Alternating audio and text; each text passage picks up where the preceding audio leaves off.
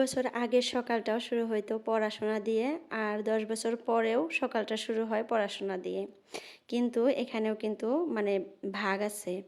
আগের পড়া আমি যখন পড়ছিলাম তখন কিন্তু একটা টেনশনই ছিল, একটাই টেনশন ছিল যে পড়তে হবে ভালো করে, রেজাল্টটা ভালো করতে হবে। আর এখন যে পড়াশোনা দেখি তো তার থেকে দ্বিগুণ মানে টেনশন মাথার ভিতরে।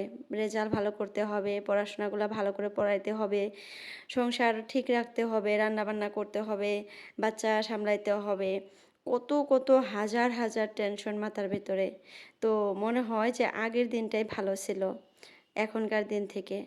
তো আমরা কিন্তু মানে ফেলে আসা দিনগুলা মিস করলে কিন্তু খুবই খারাপ লাগে, কারণ মনে হয় যে কালকার দিনটাও ভালো ছিল আজকের দিন থেকে। তো অতীত মনে করলে কিন্তু খুবই ভালো লাগে, আর মিস করি খুব অতীতটিকে। আমরা কিন্তু সবাই অতীতটাকেই মিস করি। তো যাই হোক, কেন বললাম কথাটা যে আগেও পড়াশোনা দিয়ে, যখন মেয়ে ছিলাম তখন সকালটা শুরু হতো পড়াশোনা দিয়ে, কিন্তু তখনকার সকালে যে পড়াশোনা দিয়ে শুরু হতো তখন কিন্তু আর কোনো টেনশন থাকতো না। একটাই টেনশন থাকতো যে এখন ব্রাশ করে পড়বো, কিছু খাবো, স্কুলে চলে যাব, বাস। এত ফুর্তির দিন ছিল। আর সেই দিন পেরিয়ে এমন একটা মানে জীবনে পা রাখছি, এখন জীবনের মানে হাড়ে হাড়ে টের পাইতেছি। জীবন মানে কি প্রত্যেকটা পদে পদে বোঝা যায় যে জীবন মানে কি। তো হ্যালো এভরিওয়ান, আসসালামু আলাইকুম আমার প্রিয় আপুরা, তোমরা কেমন আছো? আশা করি সবাই ভালো আছো। আলহামদুলিল্লাহ, তোমাদের দোয়া এবং আল্লাহর অশেষ রহমতে আমিও ভালো আছি। নাজনীন ব্লগ চ্যানেলে আরও একটা নতুন ভিডিও দেখার জন্য তোমাদের সবাইকে স্বাগত জানাইতেছি। আশা করি বরাবরের মতো আজকের ভিডিওটাও তোমাদের কাছে ভালো লাগবে। যদি ভালো লাগে প্লিজ একটা লাইক দিয়ে আমার পুরো ভিডিওটার পাশে থাকার অনুরোধ রইল। তো সকালটা শুরু হয়ে গেল, মানে আমার কাজ আরম্ভ হয়ে গেল, হাত পা শরীর সম্পূর্ণ এখন খালি মানে লড়াইতে হবে। তো এই যে কড়াই স্টার্ট করে দিলাম। আর আমার এই রান্নাবান্নাগুলা একজন আপু অনেক পছন্দ করে। আপুর নাম হলো রূপালী বারভুইয়া, তো মানে আইডির নাম রূপালী। তো যাই হোক, আপু আমাকে বলে যে আপু তোমার মানে রান্নাবান্নাগুলা ভালো লাগে। তো যাই হোক আপু, তোমাকে অসংখ্য ধন্যবাদ। আমার রান্নাবান্না দেখতে ভালোবাসো, তার জন্যই কিন্তু আমি রান্নাগুলো এখন তোমাদের সাথে শেয়ার করি। তো আর একটা আপু না একটা কমেন্ট করছে, তো কমেন্টটা রিপ্লাই দিই আমি। তো আপু বলছে, মানে আপুর আইডির নাম হলো রিমি খাতুন। তো আপু বলছে আপু মেক্সিটা সুন্দর, সব সময় কি মেক্সি পরা হয়? হ্যাঁ আপু, আমি সব সময় মেক্সি পরি বাড়িতে। তো ভাবছি যে মেয়েটা একটু বড় হইলে চুড়িদার মানে সেলোয়ার পরবো বাড়িতে। মেয়েটা এখন ছোট যেহেতু, ওকে তোমরা জানোই কি কি করতে হয়, তো যার জন্য মানে নাইটিটা বা মেক্সিটা পরলে আমার অনেক সুবিধা হয় কাজ করতে, তারপরে মানে সব কিছু করতে অনেক সুবিধা হয়। আর আমাদের মনে হয় যে এক নাম্বার ড্রেস, মানে এক নাম্বার ড্রেস নাইটি। তো আমরা নাইটি পরে এত কমফোর্টেবল ফিল করি, আর নাইটি পরার পর আমরা এত ভালো লাগে, মনে হয় যে কাপড়ই পরে নেই এরকম একটা কিন্তু ফিল হয়। আর চুড়িদার পরলে কিন্তু মানে সেলোয়ার পরলে অনেক কিছু পরতে হয়, প্যান্ট মানে পায়জামা পরতে হয়, চুড়িদারটা পরতে হয়। তো মনে হয় একটু মানে কেমন জানি লাগে। আর এখন যেহেতু অনেক গরম, আর চুড়িদারগুলো যেগুলো আমার আছে সেলোয়ারগুলো, ওগুলো সব না ফুল হাতা বা 3/4 হাতা। তো গরমের মধ্যে না পরার একদমই ইচ্ছা যায় না, তার জন্য কিন্তু পরি না। তো ভাবছি ভবিষ্যতে পরবো। আর ঠান্ডার সিজন আসলে তাও আমি দেখবো, এবার পরে দেখবো কেমন লাগে। আসলে আমরা কিন্তু পরি না, আমাদের এখানে না ধরো যে 100-এর ভিতরে 90% মানুষ বাড়িতে নাইটি পরে। আর 10% মানুষ ধরো সেলোয়ার বা কাপড়, যে শাড়ি কাপড় যে হয় এগুলা পরে, কিন্তু 90% মানুষই নাইটি পরে থাকে। কারণ নাইটিটাই কিন্তু মনে হয় যে আমাদের মানে মেন ড্রেস এরকম হয়ে গেছে। আর নাইটি পরে আমরা এত কমফোর্টেবল ফিল করি, সেটা আপু হয়তো তোমাকে আমি বুঝাইতে পারবো না। তো যাই হোক, তুমি হয়তো বুঝে গেছো আমি অনেক মানে ভালো থাকি নাইটি পরে, অনেক সুবিধা হয় আমার, তার জন্যই পরি।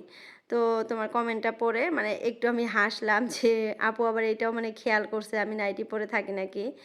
তো দেখো আমি এখন কিন্তু রান্না বান্না স্টার্ট করে দিচ্ছি। তো সকালে উঠে ছেলের কিন্তু এক্সাম, তো 8টায় কিন্তু 8টা না সরি 7টা 40-এও চলে যাবে, 7টা 30-এই চলে যায়। তো ওকে 6টায় মানে 6:30টায় ডাকছি, আমি 6টায় উঠছি, উঠে ওর জন্য সব কিছু রেডি করে রেখে, এখন তো আর ও টিফিন নেয় না, টিফিন না নেওয়ার জন্য কিন্তু একটু বেঁচে গেছি, কারণ 10টায় ছুটি হয়, বাড়িতে এসে খায়। তো উঠেই কিন্তু আমি রান্নাবান্না স্টার্ট করে দেই, আর ওকে পড়তে বসে দেই। তো ও ওইদিকে পড়তেছে, মানে রিভিশন করতেছে, রাতে রিভিশন করছে, লিখছে, আবার এখন মানে পড়তেছে। তো তার জন্য আমি আবার দেখো এবার সে রান্না করতেছি। তো রান্না বসিয়ে দিয়েছি, আজকে ডাল রান্না করব, মাটি কালার ডাল। তো ডালটাই যে এখন মানে করব, মানে গ্রাইন্ডার করে নিব। আগে থেকে কিন্তু আমি গ্রাইন্ডার করে রাখি না, একদম ভেজে টেজে ফালটা করে রাখছি। এখন গ্রাইন্ডার করব, কয়েক টুকরা আদা দেব, একটু জিরা আর কয়টা কাঁচামরিচ দিয়ে মানে গ্রাইন্ডার করে নেব। আর ওই পাশে কিন্তু আজকে মাছ ভর্তা করব, টাকি মাছ ভর্তা। তার জন্য কিন্তু মরিচ, পেঁয়াজ, রসুন, মাছ সব কিছু সুন্দর করে তেল দিয়ে ভেজে নিলাম, একটু কড়া করে ভেজে নিচ্ছি, ভেজে ঠান্ডা হওয়ার জন্য রেখে দিচ্ছি। আর আজকে সকালের নাস্তার জন্য করব আমি যে ঝালের পিঠা বলে যে, মানে চাপড়ি পিঠা বলে যে, ডিম দিয়ে করব। তো একটা ডিম দেবো, কাঁচামরিচ, পেঁয়াজ সব কিছু কেটে দেবো, একটু আদা বাটা দিব, হলদির গুঁড়া, লবণ, মশলা সব দিয়ে চালের গুঁড়াটা খুব সুন্দর করে মিক্স করব। মিক্স করে মানে একটা পাতলা ব্যাটার বানাবো। আর ওইটা কিন্তু তাওয়ার মধ্যে দিয়ে দিয়ে পিঠা বানাবো। আমি পিঠা বানানোটা তোমাদের সাথে শেয়ার করব, চাইলে তোমরাও কিন্তু বানিয়ে খেতে পারো। আর আমি জানি অনেক আপুরা এটা খায়, কারণ একদম সহজ, তো খাইতেও ভালো লাগে। আমরাও কিন্তু মাঝে মধ্যে খাই। তো এই পাশে দেখো ছেলেকে খাওয়ানোর জন্য আসলাম, আর এই পাশে ডালটা বসিয়ে দিয়ে আসলাম। ডালটা হইতে থাকে, ওই পাশে জাল হইতে থাক ভালো করে, আর এই পাশে ছেলেকে খাওয়াই। তো আর একটা আপনার একটা খুব সুন্দর কমেন্ট করছে, তো কমেন্টটা আমি পড়ে তোমাদেরকে শোনাই। তো আইডিটার নাম হলো ইমা আক্তার। তো আপু বলছে, আপু তোমার ছেলেকে এত পড়ার চাপ দিও না, সে ছোট, তো তাই বললাম সকালে আর রাতে মিলে 2-3 ঘন্টা পড়াবা, আর বিকালে একটু ঘোরাফেরা বা একটু রুমের ভিতরে একটু খেলনার জন্য দিও, তুমি কিছু মনে করো না আবার। না আপু, আমি কোনো কিছু মনে করি নাই, আমার কমেন্টটা পড়ে ভালো লাগছে। তো যাই হোক আপু, আসলে আমিও বুঝি যে ছোট বাচ্চা, পড়ারও তো চাপ দেওয়া যাবে না এখনই, কারণ না হলে ব্রেনটে আর কি আঘাত পাবে।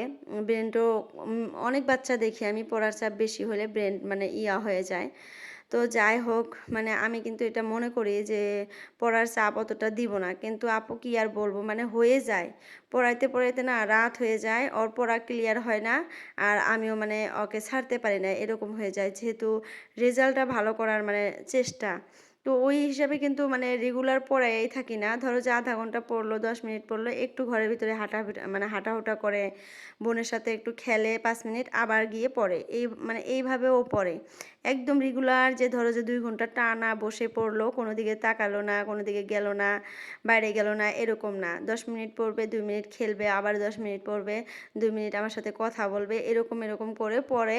আর ওর পড়া ক্লিয়ার না হওয়া পর্যন্ত তো আমি ছাড়তে পারি না, কারণ স্কুলে মানে বাচ্চাদের এত মানে কি বলবো কম্পিটিশন পড়াশোনা নিয়ে, তোমাকে আসলে বলে বুঝাইতে পারবো না। তার জন্য কিন্তু ওকে মানে এইভাবে পড়াইতে হয়।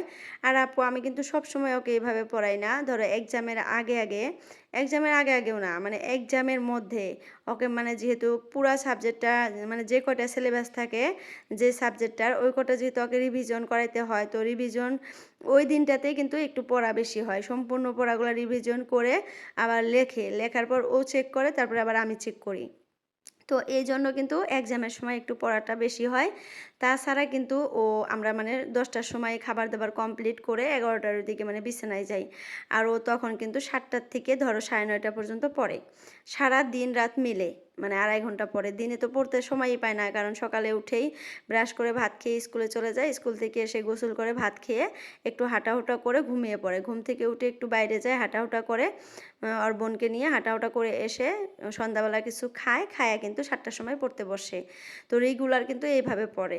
তো যাই হোক আপু, তোমার কমেন্টটা পড়ে ভালো লাগছে, আর রিপ্লাইটাও আমি এইভাবে দিয়ে দিলাম, তুমি কিছু মনে করো না, খারাপ পাও না। তো যাই হোক, তোমাকে মানে ক্লিয়ার করে দিলাম। তো এই পাশে দেখো এই যে ডালটাও হয়ে গেছে, আর হয় নাই এখনও, তো মানে সোমবার দেবো এখন।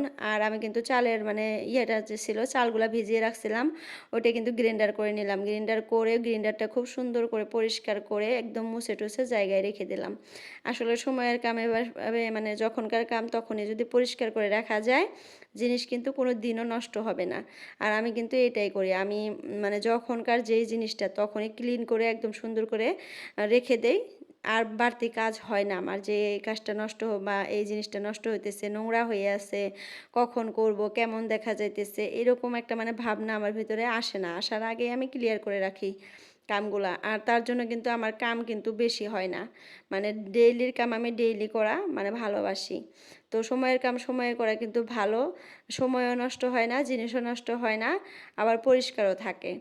তো এই পাশে দেখো ছেলেকে খাইয়ে দেওয়া কিন্তু ছেলে স্কুলে চলে গেছে এখনকার মানে এখন কিন্তু আর ছেলে বাড়িতে নাই ও কিন্তু এক্সাম দিতে চলে গেছে তাড়াতাড়ি এখন আমি সব কাজকর্ম করে নেব করে ও 10টায় চলে আসবে তার আগে আমি কাজগুলা করে বসবো কারণ ও আসলে ওর কোশ্চিন দেখবো ওকে মানে ধরবো যে কীভাবে কী লিখছে তো ও কিন্তু মার্শাল্লাহ সব লেখে আপুরা কিন্তু এখনও যেহেতু ছোট ও তার জন্য মাঝে মধ্যে স্পেলিং ভুল হয় আর হঠাৎ করে কি হয় একটা কোশ্চেন ধরো যে মিডিল থেকে মানে বাদ পড়ে যায় লিখতে লিখতে মানে সব সময় হয় না এটা হঠাৎই হয় তো এইবার জানি না কি করতেছে বলে তো সব লেখি সব লিখছি কিন্তু সব লেখে ওর মধ্যে স্পেলিং ভুল হয় একটা যদি স্পেলিং ভুল হয় 1 নাম্বার কাটে এরকম তো নাম্বার কাটা নিয়ে আমি খারাপ পাই না যত নাম্বার কাটবে তত আরও ওর মানে পড়াটা মানে ভালো করে পড়বে আমিও গুরুত্ব দেব যে না নাম্বার কাটছে তো এইভাবে পড়লে কিন্তু মানে ফাইনালে ধরো 10-এ যে মেট্রিক যে পাশ করবে তখন কিন্তু ও ধরো 80-র উপরে পার্সেন্টেজ রাখতে পারবে এখন যেহেতু 90-র উপরে পার্সেন্টেজ থাকে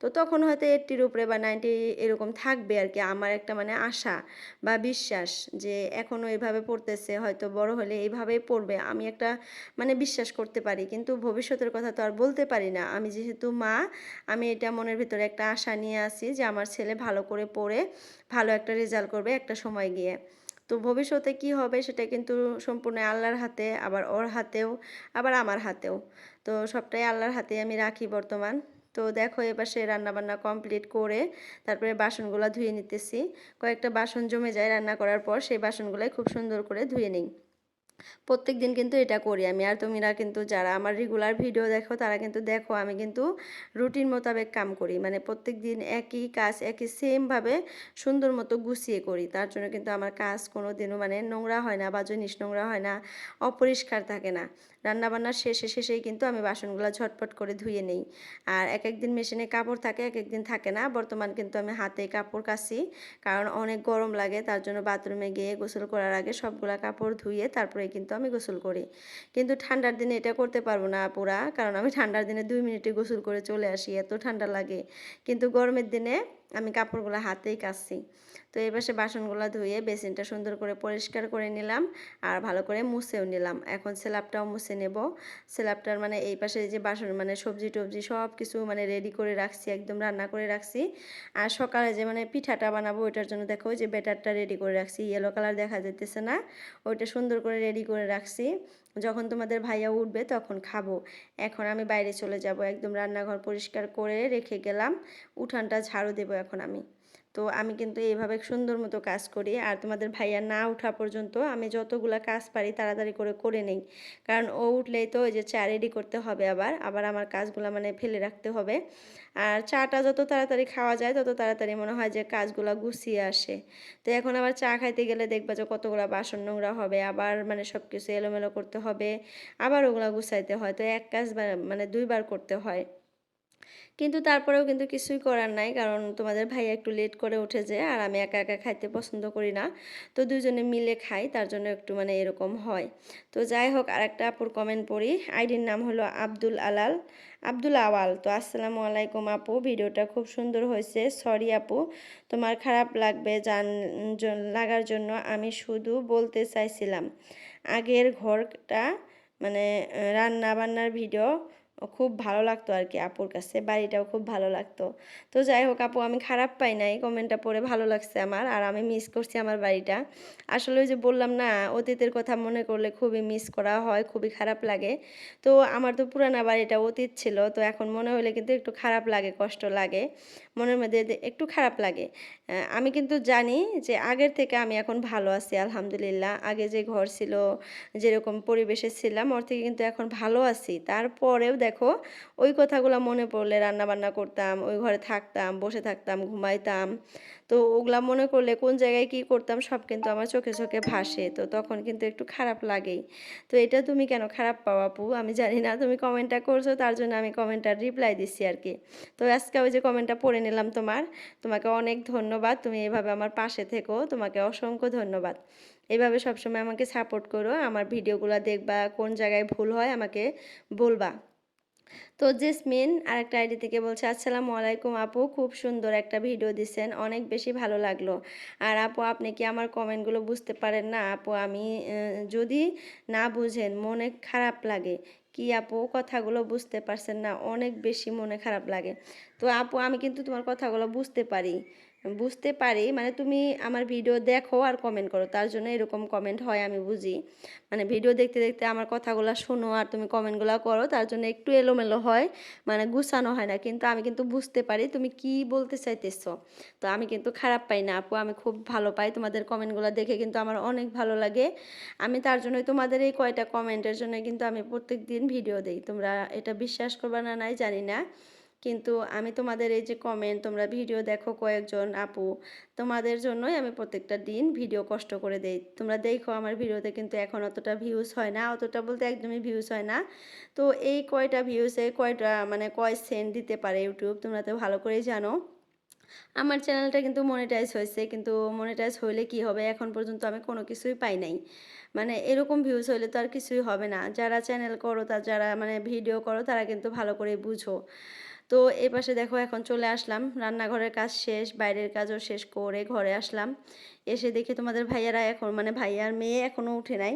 তো ভাবলাম যে ড্রয়িং রুমটা একটু পরিষ্কার করে নিই। আর এখন কিন্তু তোমাদের ভাইয়া উঠে গেছে, উঠে ব্রাশ ট্রাশ করে একদম রেডি সেডি হয়ে গেছে। এই যে দেখো, আর চাটাও খেয়ে নিলাম অফ ক্যামেরাই। চাটা খেয়ে তারপরে এই রুমটা তোমাদের সাথে একটু শেয়ার করলাম।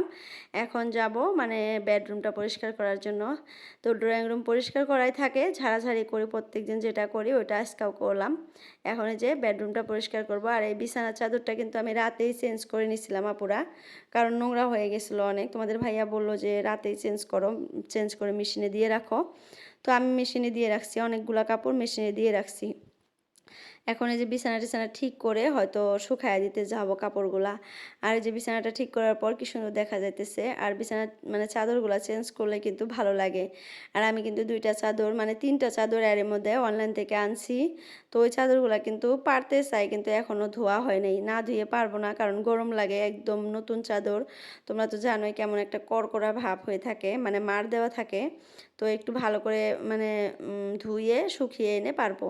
তো এখন কিন্তু দুপুর হয়ে গেছে, একটু শুয়েছিলাম আর এই অবস্থা দেখো। বাইরে অনেক জোরে করে একটা শব্দ হলো, তো ছেলে এসে দেখে আমার জানলাটা ভেঙে পড়ে গেছে। তো জানলাটা ঠিক করতে এসে এমন করে ব্যথা পাইলাম আমি। তোমরা খালি ভিডিওটা দেখো, স্কিপ করো না, তাহলে বুঝতে পারবা মানে কিভাবে আমি ব্যথাটা পাইছি। তো এই পাশ দিয়ে উঠাইতেছি, এই পাশ দিয়ে পড়ে যাইতেছে, এই পাশ দিয়ে উঠাইতেছি, মানে জানলাটার অবস্থা শেষ। খালি ওই যে কয়েকটা লাউয়ের গাছ গাছছি তার জন্য আমি জানলাটা এইভাবে ঠিকঠাক করে রাখতেছি, তা না হলে কিন্তু আপুরা মানে ভেঙে ফেলতাম। এখন যদি এই জানলাটা ভেঙে ফেলি আমি, আবার নতুন করে একটা জানলা দিতে হবে, বাঁশ আনতে হবে, অনেক কষ্ট করতে হবে আমাকেই। তোমাদের ভাইয়া তো এগুলো করেই না, তো যার জন্য কিন্তু আমি খালি মেরামতি করে করে রাখতেছি। যে এই লাউয়ের গাছগুলো এবার উঠলে কয়েকটা শাক খেয়ে তারপরে আমি গাছটা মানে জানলাটা ভেঙে ফেলবো। তো যার জন্য খালি রাখা হইতেছে। তো এই পাশে দেখো এই যে বাঁশটা তুলে দিতে নিয়ে বাঁশটাও পড়ে মাথার উপরে আমার পড়ে গেল। মাথাটা হাতাইতে হাতাইতে কিন্তু আমি আবার এই খুঁটিটা এনে এখানে দিলাম, তোমরা দেখলামই। আর ওই মাথায় যে বাঁশটা পড়ছিল এখন পর্যন্ত অনেক ব্যথা, আমার মাথার ওই জায়গাটা মানে দুঃখ হয়ে গেছে এরকম। তো যাই হোক আপুরা, আজকের জন্য ভিডিওটা এতটুকুই রাখলাম। সবার সুস্বাস্থ্য কামনা করে বিদায় নিলাম। বাই বাই, আল্লাহ হাফিজ।